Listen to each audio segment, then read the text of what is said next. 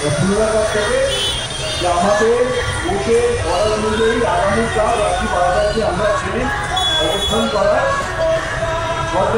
কোর্টের অর্ডার আছে।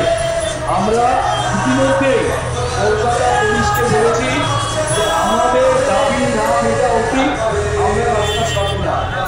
আমরা এই প্রতিবাদ কর্মসূচি চালিয়ে যেতে চাই। আমাদেরকে কিন্তু জানাতে হবে সিবিআই সাপ্লিমেন্টারি চার্জশিট দেওয়া, গভর্নমেন্টকে এনওসি দেওয়া, সন্ত্রাসের বিরুদ্ধে কোর্টের বিচার শুরু হয়, এনওসি দিচ্ছে না সরকার। এবং তৃতীয় দাবি, যারা প্রত্যক্ষমান লোকের সাথে যুক্ত এবং বৃহত্তর ষড়যন্ত্র করে সিবিআই তার চার্জশিটে করেছে তাদেরকে তদন্তের আওতায় আনা।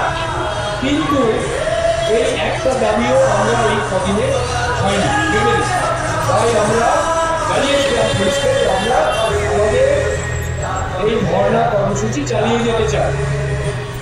কিন্তু পুলিশ বলেছে না, আপনারা কোর্টের অর্ডারে অবস্থান করছেন, কোর্টের অর্ডার আগামীকাল শেষ হবে।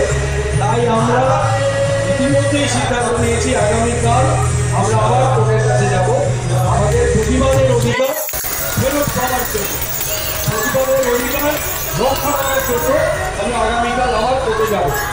এটা আপনাদের জানিয়ে রাখলাম।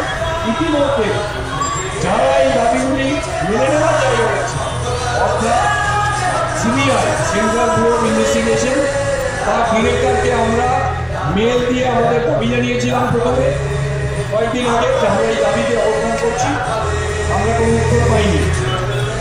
আমরা chief secretary government of West Bengal আমাদের রাজ্যের মুখ্য সচিবকে চিঠি দিয়ে আমাদের দাবি জানিয়েছিলাম, আমরা কোনো উত্তর পাইনি। আমরা তাই আগামীকাল, যেহেতু আমাদের অবস্থানের শেষ দিন এখন অবধি, আমরা আগামীকাল ওনাদের সাথে দেখা করার জন্য আমরা সময় চেয়েছি, তারা কোনো সময় দেননি। সময় না দিলেও আমরা তাদের দরজায় যাব, কারণ আমার যে কথা দেওয়া হয়েছে বিচার আমরা ছিনিয়ে রাখবো, প্রয়োজনে দরজাই খুলব, দরজা থেকেই দাঁড়াবো।